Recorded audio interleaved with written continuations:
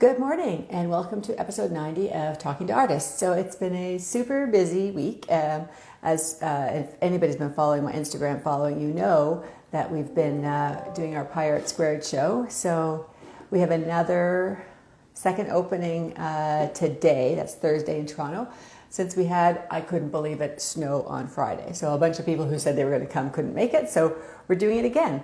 It's also so fabulous, I have to say, to have people in the studio. The energy is fabulous, and just for people to be able to see the work in real life. A lot of people they love the work online. They come in and they're like, "Oh my God, it's even better than I expected." So that is a wonderful thing to hear. So the show goes on until the 20th. So it's the store, of course, is online, artalchemy.ca under the shop Pirate Squared, which is great. I would love to sell them all so I don't have to ship them back to the artists. It's been a really great experience. Today we're going to be, a couple of other quick things. I'm also participating in the Julia Veenstra In Bloom Square Foot show.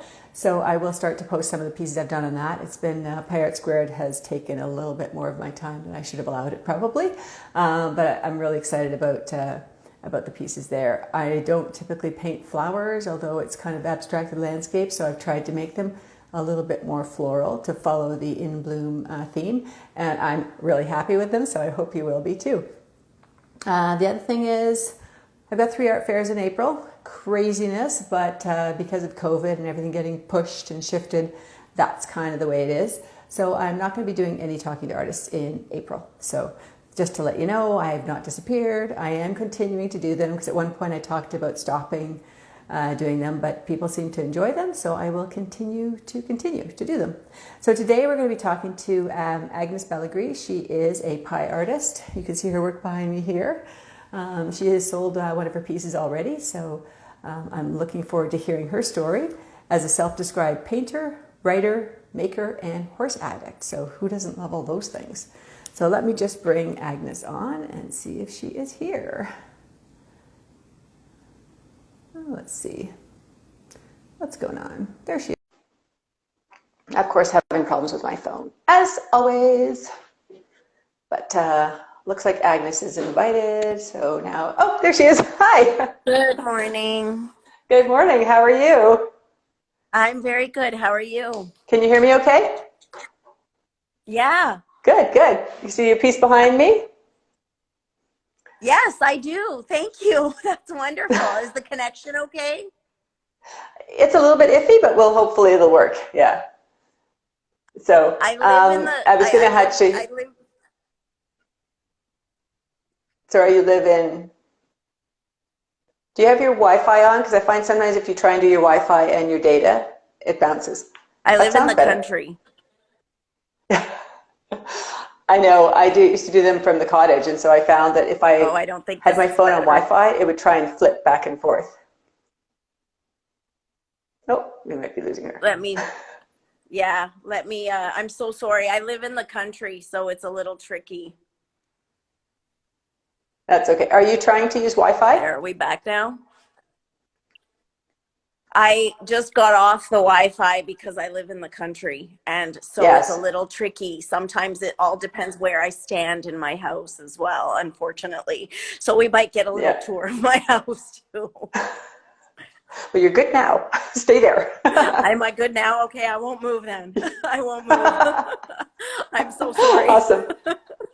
No, hey, it happens all the time. So that's the thing about going live, right? That's kind of like you have to just kind of go with the flow. That's just the way it works. So I was just going to say, I was actually going to post the BC Sunrise piece of yours and put a red dot on it because it's sold. So congratulations.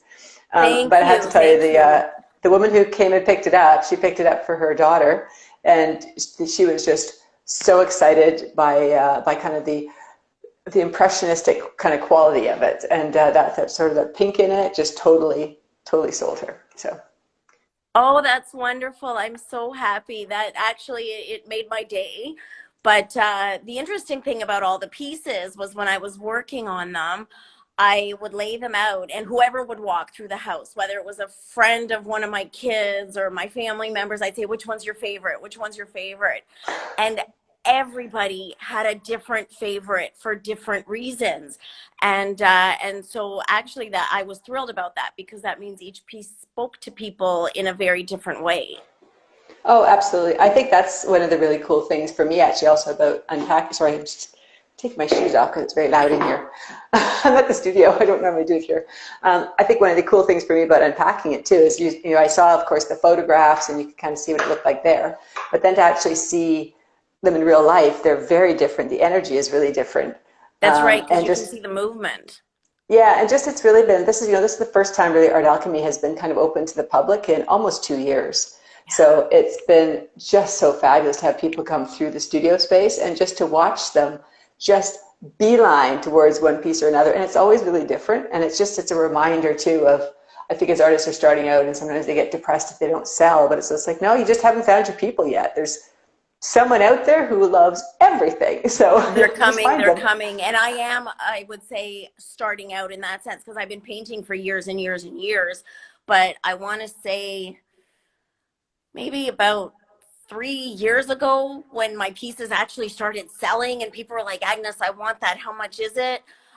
Would you sell it to me? That I started taking myself a little more seriously. So, but it's true. You're like, oh, am I going to sell something? But at the end of the day, I'm trying not to make that the goal, because when you do what you love, you're doing it because you love it. And if the only goal is selling as opposed to reaching out to people, creating, evoking some kind of emotion, then those are the real reasons to be doing it. And then the sales will come from that, I believe. Oh, I totally agree with you. I always say, I don't think you can actually sell art. I don't think you can force someone to buy something that they don't actually love and don't actually have a connection to. And, you know, I do a lot of shows, like outdoor shows, where a lot of times it's people's first show and they get a little bit upset if they haven't sold yet. And I'm like, you know, you just need to keep positive and you need to keep connecting with people, because sometimes it takes people longer to get used to your work if you're new, right? If they haven't seen you before. But a lot of times too, it's just, some people are going to love your work. Some people are just not. I mean, as an abstract painter, I get that all the time. Like, some people are like, so do you paint abstract because you don't know how to paint properly? I'm like, no, I just like it. It's fun. Wow. Yeah. Well, and to be honest, people say, what's your style? And I've never been able to hone in on it. And every so often, because you get so used to kind of doing the same thing, you want to try something different. And sometimes it'll speak to someone and you'll be like, well, I wasn't really planning on selling that, but if you want it, sure. Because it's totally just taken a different approach and form, because doing the same thing over and over again gets kind of boring. Mm-hmm.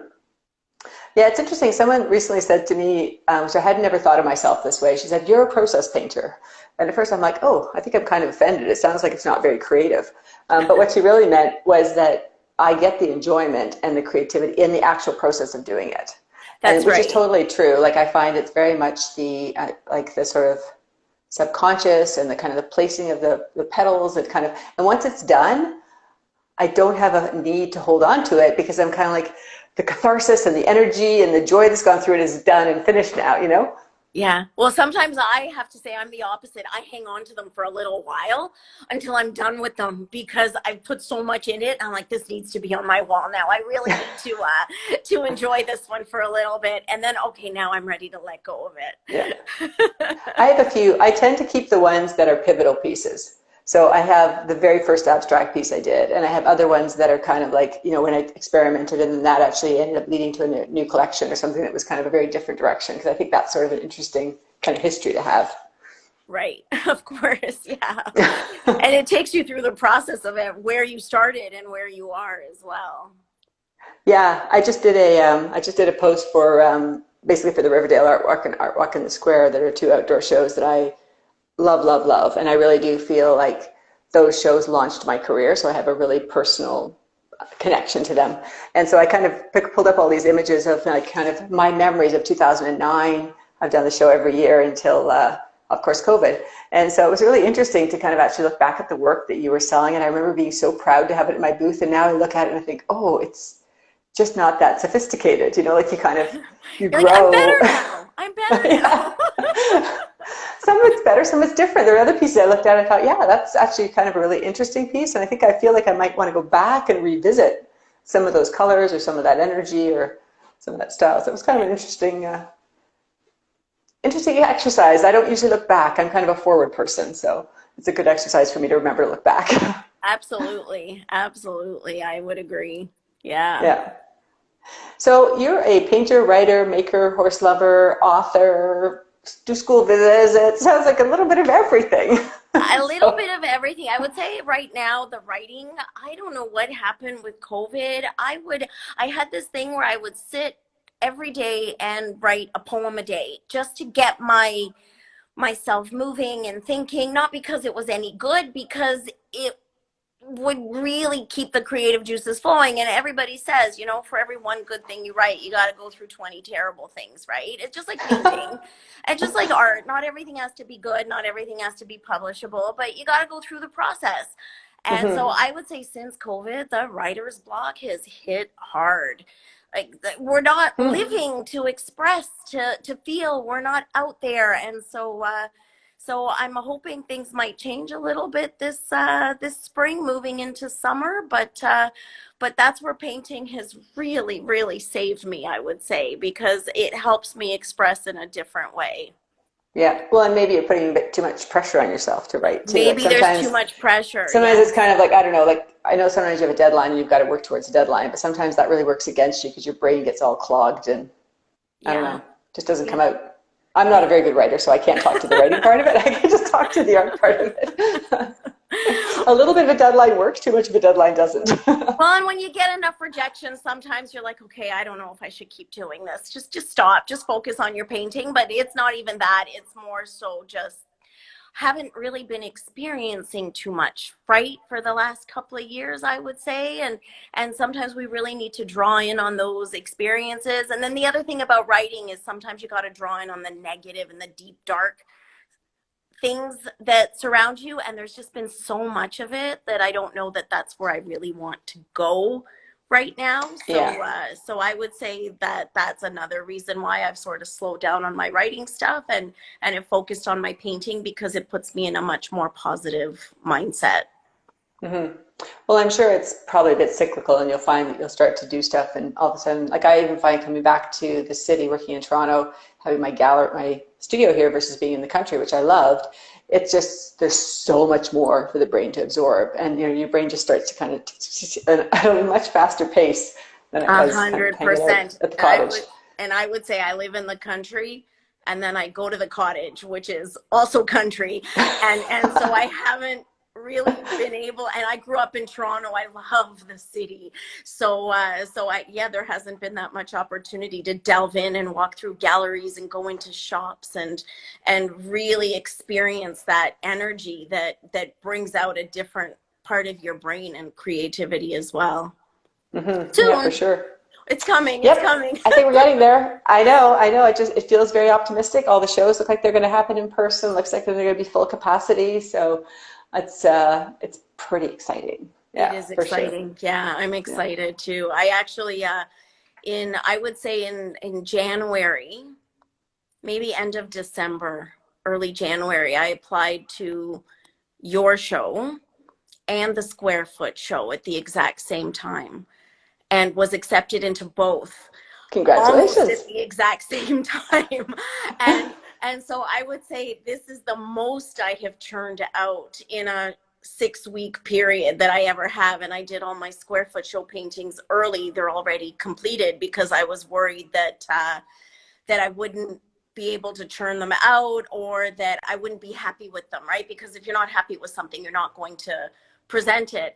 But I actually was happy with them. So now I have them waiting, and now I'm like you, because I heard you saying you're going to start promoting for your Square Foot pieces now soon. Yeah. Well, so am I, but was, trying to kind of let both shows percolate at the right moment in time. So so it's quite exciting for me, and I'm quite happy, but I hadn't even thought of applying to any other shows or the summer or anything, because I wasn't even expecting this, and happy surprises for sure.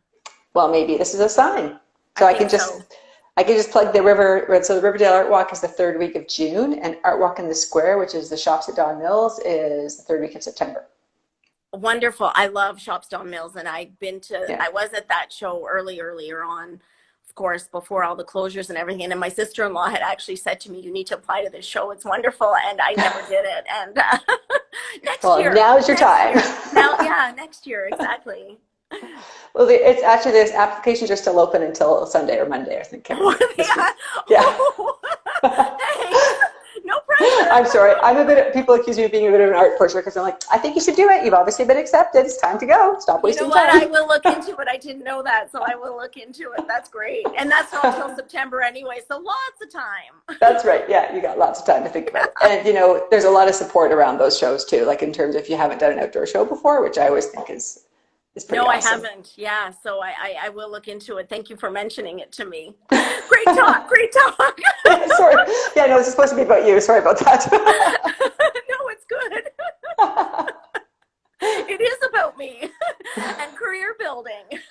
Mm-hmm. Yeah, well, I think that's it, right? Like it's kind of, I don't know if artists are ever totally feel that they're ready to take that next step, and sometimes a little bit of a push from behind is sometimes helpful. That's right. That's absolutely right. And actually, Julia Veenstra, who does a lot for the artists and arts community, I would say, she's awesome. Is one of my mentors, and she really says you need to do those outdoor shows if you're going to open up your career as an artist.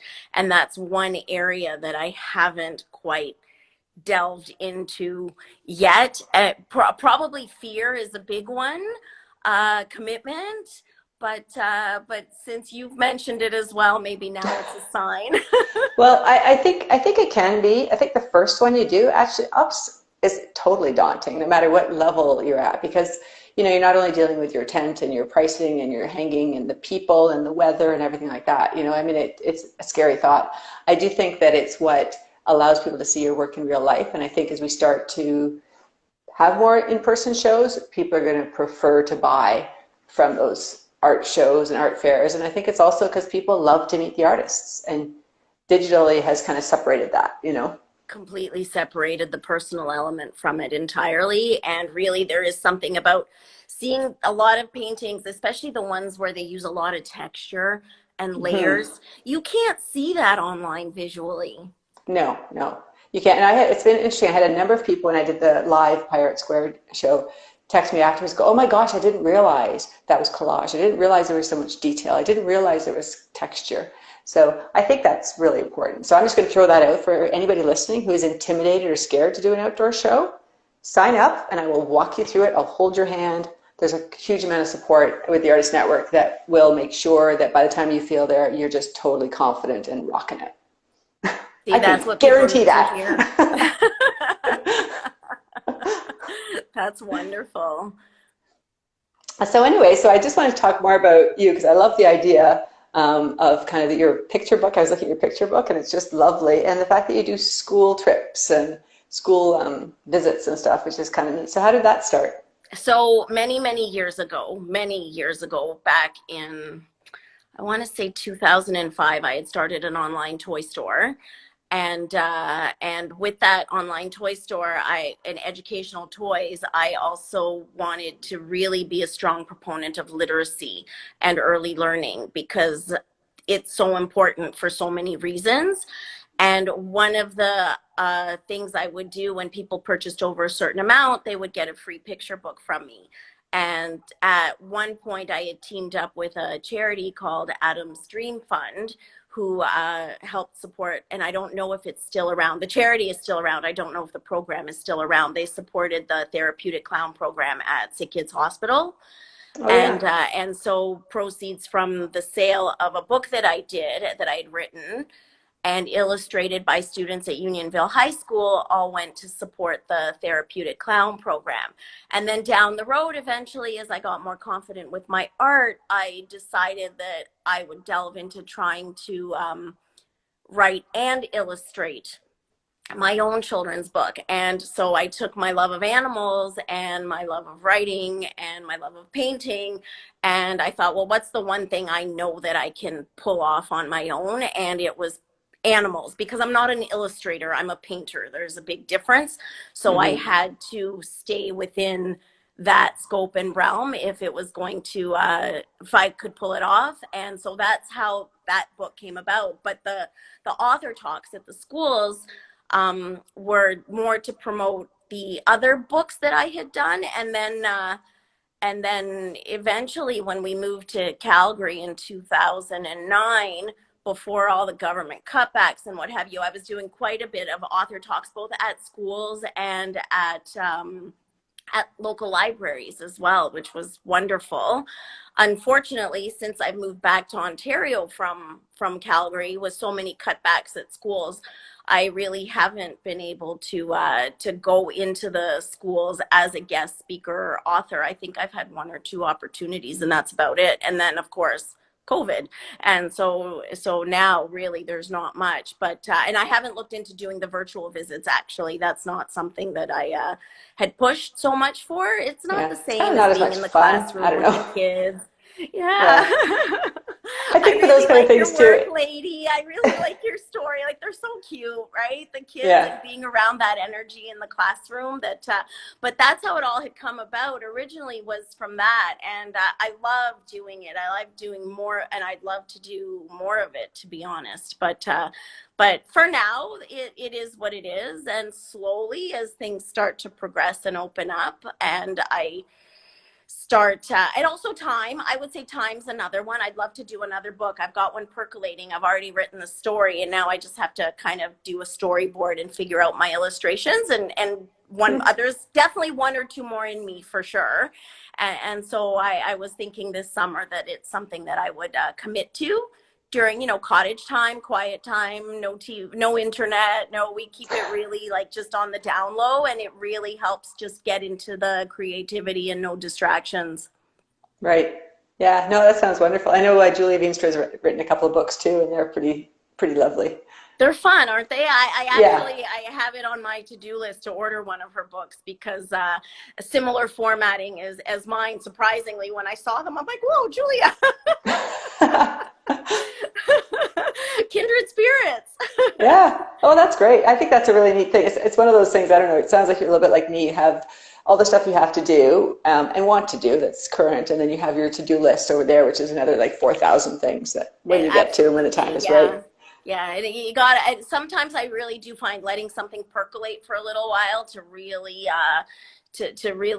kind of be planned out in your head, as opposed to just delving in, for me is better. I find that too. And so especially, with talking about writer's block and what have you, I definitely have pieces that I've already written that I'm quite happy with. So rather than dealing with the writer's block, maybe I can deal with bringing those to fruition a little bit first, and then perhaps things will clear up. Yeah, you kind of sneak up on it. Exactly. Yeah. Well, that sounds really awesome. I think that's great. I'd love to do. I had actually planned for. I'm doing the artist project this year, so I had planned to do like almost like a coffee table book. But I'm kind of sensing that's one thing that's going to have to, unfortunately, wait until next year. I just don't think it's going to happen. Yeah. That was actually another one that I had in my mind, was something, having been very fortunate to be able to, travel pretty much all of Canada except the north, is to maybe do some kind of book about our country and all the different places and landscapes, especially because I do enjoy landscape, but maybe take a unique approach to it, not the typical sort of landmarks, but very unique and less known ones. But again, just letting that one sit in my head for a little while. Yeah. Oh, that sounds pretty awesome. And I see a lot of your paintings are inspired by a trip you did to Israel a number of years ago. I have, yes, I did a few. I went on it was so much fun, actually, with my mom and my mother-in-law. We went on a wonderful trip, and the laughter and just, it was pretty surreal to be able to do that. And that was in 2017. And then that one, I have I've done 3 landscapes right now from Israel. And 2 of them are going to be shown at McMaster's Innovation Park. Actually, now at the end of the month, they're going to be at the Art in the Workplace exhibit for the next 3 months. So Oh, I was, cool. again, another acceptance into something within, but those at least I didn't have to create. Those were already ready and produced. And I would like to do more of that. That landscape was so interesting because there's desert and sun and water and heat And and that blue rocks. sky. Yeah. The blue sky. Yeah. And I'm so drawn to those blue skies, as you can see from even my work behind you that there's quite a bit of blue in my work. So Yeah. I would like to do a little more of those landscapes as well. But my studio's not very big. And so I need a bigger space because I do like working on the larger canvases for those. And I need to clear up some space first. I'm doing that this morning because I actually had a big shipment of panels come in, including a 60 by 60, which I haven't Oh, done anything that big before. exciting. But I'm looking at it and I'm kind of going, holy cow, it takes up my whole studio space. And how am I going to get it home? It doesn't fit in my car. That's a whole other set of issues. You have to buy a big minivan that just slides through the back there. Exactly. Yeah. Yeah. Yeah, but I mean, it's fun to kind of do that and kind of, I find I don't know what, to me, I feel like it doesn't matter how big my space is. I have 3 studios and they're all cramped and they're all too full and they're all could be larger. And I just wonder, if I had a Johnny Humongous studio, if it would still be too small. A big garage with nothing Yeah. in it. That's the space right I there. just went to visit Peter Colbert and he's got a double wide garage that's his studio and it's packed. So I don't know. I don't know if it makes any difference. Yes, art supply addiction, Yeah. panel addiction. All these just went on sale. I gotta stock up. I know. Well, it makes it fun. I don't know. I find when I'm surrounded by plenty, like with lots of blank panels and lots of supplies, it makes it easier to kind of just go and work. I don't like to be surrounded by a lot of my art. I like to get out of my studio and into galleries or into homes or whatever, but I do like to have a lot of raw materials in my studio. Well, then you don't have to go looking for it, right? It's there. You're like, what size do I want to do this one in? And you just grab what you have and you can do it. And I think to your point earlier, I think that percolation is kind of important. Like you see a piece, like for me, the wood grain dictates a lot of what I do. So you kind of live with it a bit and you look at it and you think about it and all of a sudden you're like, yeah, I know exactly what I want to do now. This year is actually the first time I've ever painted on wood. I did a piece for someone on wood and I quite enjoyed it. So then when I found out that the Pie Art Square Show was on the little round tondos, the wood, I thought, oh, that would be fun. And I would try that regardless of whether I was accepted in the show because I thought I loved the concept of round and I'd never done it before. But I was so impressed with the quality and the smoothness of the panels, to be honest. They were just quite something else to work on. Yeah, And now I Rustic want to Pearl do a did 48 an inch one, awesome I've job. decided. Yeah, Yeah. fantastic. I love them. And And so, yeah, going, so we're doing a draw actually, I think, today or tomorrow, maybe tomorrow, I guess. We're going to do a draw because they have donated some gift certificates to oh, the artists who participated. So that's going to be fun. Yeah. oh, that's exciting. That's exciting. I Mm-hmm. do have a few on my list to order from them because I really, really enjoyed it. Well, And that's good. Well, definitely more rounds. make sure you let them know that you were in the Pirate Square show because they're also extending a discount. Oh, yeah, that's right. I think for the Okay. first order after the show. So Okay. Thank you for mentioning that. anytime. Great. Cool. Okay, so it sounds like you've got lots of things coming up, which is great. Yes, I'm quite excited actually. And I do find I just now things are opening up and just to be out and about and getting out there and really get the creativity flowing beyond just, in your art studio and on your screen is so important. I can't wait. Oh yeah, And I going to know. shows, live shows. How exciting is that? Woo! Yeah. I know. Very exciting. Yeah, I agree. And walking through galleries and seeing what people are making, what the gallery owners want, and again, so important, right? They're in contact Hmm. with their customers all the time, so they know where their industry is moving to, and I think everybody has a part to play. Oh yeah, I think you're totally right. Yeah. So I always like to end my interviews with if money, time, energy were no option, what would your big hairy ass goal be? Oh my goodness, I would say an art retreat in Europe. That sounds In pretty awesome. France, somewhere in France, south of France, doing a beautiful art retreat and not having to worry about having to come back, maybe being able to extend that stay, that would be the big goal. That sounds great. Well, I hope you get I there didn't one have to day. think about that one too long. Yeah, really. That's good. Well, it's interesting because some people have like really, really big goals and other people are like, no, I'm good with everything I've got. I'm like, that's pretty awesome too. Yeah, no, that one's mine. More traveling, definitely more traveling in the picture, and then coupled with art, that would be fantastic. Yeah. Yeah. Sounds awesome. Well, I Thank want to thank you you. so much for taking the time to kind of chat with me. It's been really great to get to know you. And hopefully I'll get to see you in real life at one of the art shows. And I hopefully would you will love that. I be will pop by. at the Riverdale Art Walk with your tent right beside mine. Wonderful. Thank you so much. That'd be awesome. Thanks for having me. Thank you. Okay, have a And great to fabulous day. e-meet you, I would say. We definitely haven't met in person before, so wonderful to e-meet you. Yes, well, it'll happen eventually. I'm sure of It will. Thank you so much. it. Okay, thanks a lot. We'll talk to you later. Bye-bye. Bye.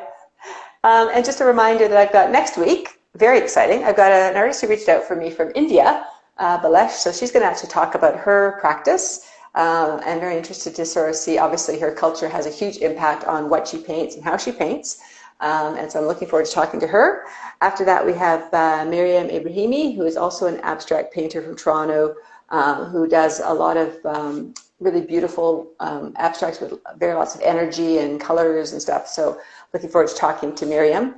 And I am taking April off, as I mentioned, because I got a ton of art fairs, and it typically hanging days are Thursdays mornings, so I can't do the shows. Anyway, have a fabulous day, and we'll talk to you later. Bye.